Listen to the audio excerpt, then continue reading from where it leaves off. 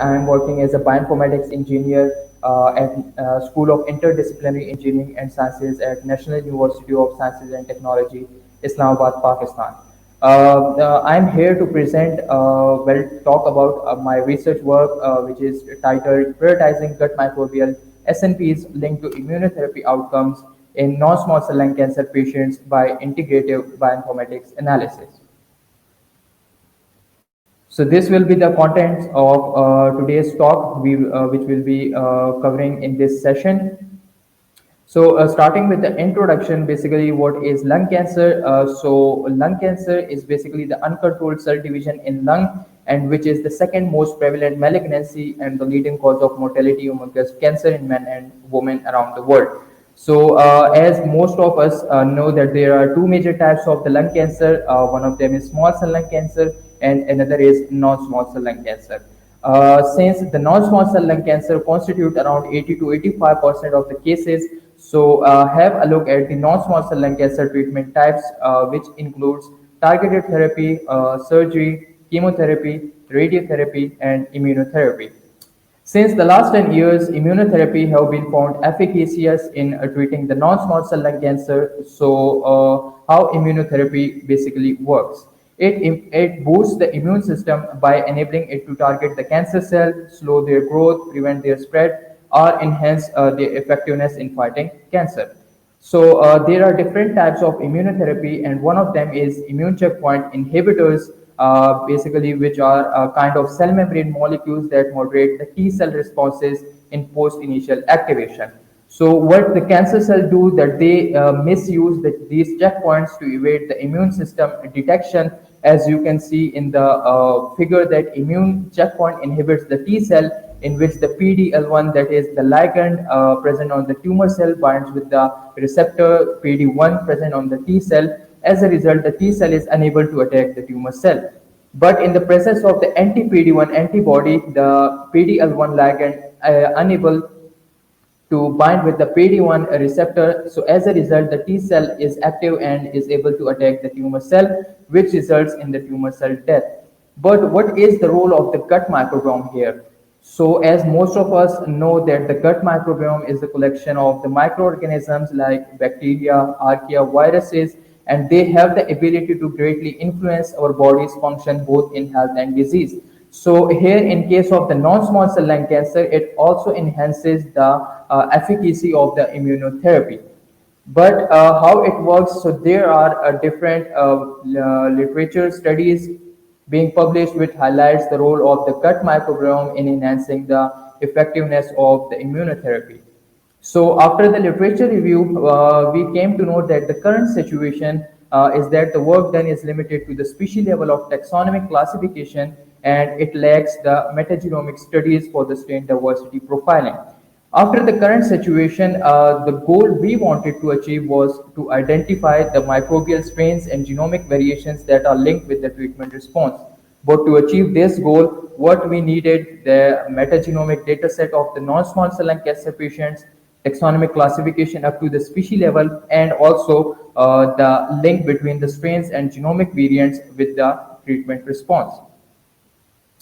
So we came up with the problem statement that in most cases, in non-small cell lung cancer, the disease is often diagnosed is in advanced stages, which makes the available traditional treatments less effective. So there was a need to make the traditional treatments more effective to control the cancer growth. So we came up with the solution to conduct the strain level profiling and genomic variations to basically analyze the gut microbiome role to improve the efficacy of the immunotherapy.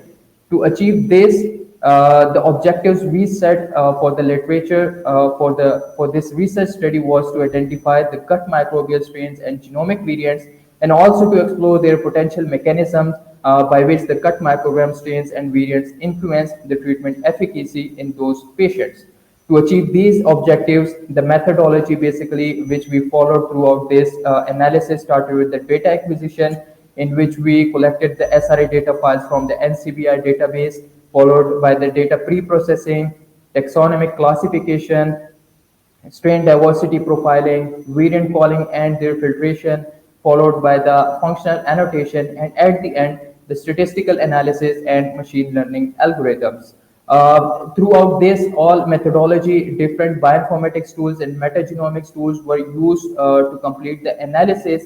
So this methodology was basically applied on this data set in which the total number of samples were 112, which were collected from the 87 number of patients at different time points, that is T0, T1, and T2. And the patients were basically treated with the type of the ICI, that is nivolumab, and the response recorded against the patients were the responders and non-responders. So starting the results that we achieved as a result by performing this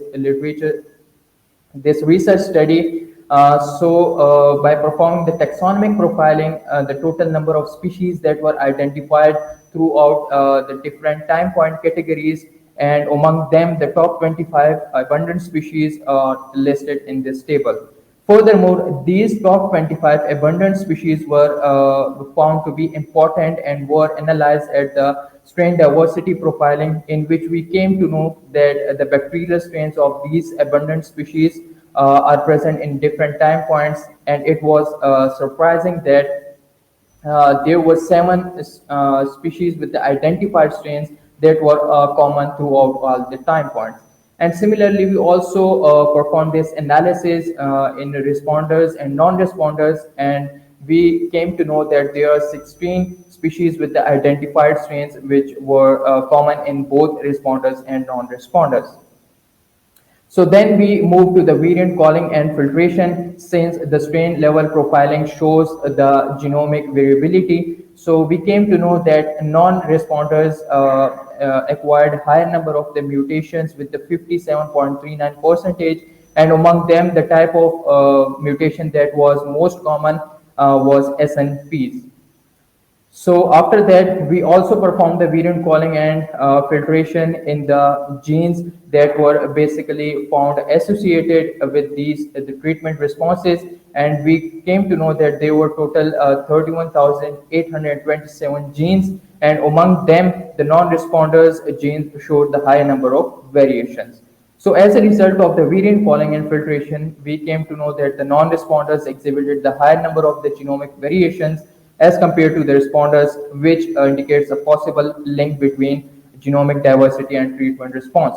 But how we came to know that these genes are associated with the treatment response? So here we performed the association testing analysis through a tool known as Maslin, which highlighted that these genes are basically significant and are significantly negative association with the responders. And similarly, these genes also showed the significantly negative association with the responders. So moving forward, uh, coming to the machine learning workflow, first of all, discussing the machine learning results, I would like to discuss the machine learning workflow. So the data basically given to the machine learning models was the variants and the genes that were identified in the previous steps along with the metadata. So the pre-processing was performed, in which the feature selection and the class imbalance was handled.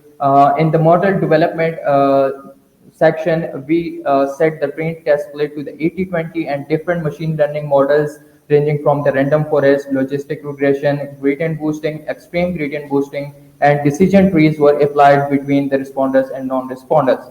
And their performance was basically evaluated using accuracy, precision, recall, F1 score, and AUC. So this machine learning workflow was implemented on this type of data, which highlighted the variations among the species and the responder non-responders category at the T naught. So the target variable was basically the response column, and the effect basically which were the SNPs. So predict which variants occurred in the genes are associated with responders and non-responders. So these were basically the results, in which the confusion matrices highlighted that the logistic regression performed really well and identified the 87 non-responders like they were the truly non-responders. So coming to their performance, so the logistic regression model basically showed the highest area under the curve with the 96% and the accuracy was 91%. So how it basically predicted or prioritized the SNPs. So this table basically summarizes the role of the machine learning, that it highlighted the five missense variants which were identified in the species whose strains were also identified, and the species were Bacteroides duri and the Parabacteroides distasonis, which were present at the T naught, and the genes which were also associated were also present, and the category was non-responders. So it is of the highest significance that the non-responder patients have such variants that are making them non-responders against the treatment they are taking. So controlling such mutations in such patients may enhance the overall effectiveness of the treatment they are taking. So in conclusion to this presentation in this research work, we came to know that the abundant microbial species with the strains and all time points, that is T naught, T1, and T2, were these mentioned here, followed by the species with the strain that were present in responders that may play a role that the non-responder patients were lacking such species, and the responders have these species in their gut, which makes the treatment more effective. In case of the non-responders, exhibited a high number of genomic variations as we saw earlier, and the most common significants are mentioned here. So the genes which were also found highly associated with the treatment response, which showed the higher number of variations are associated with the treatment response.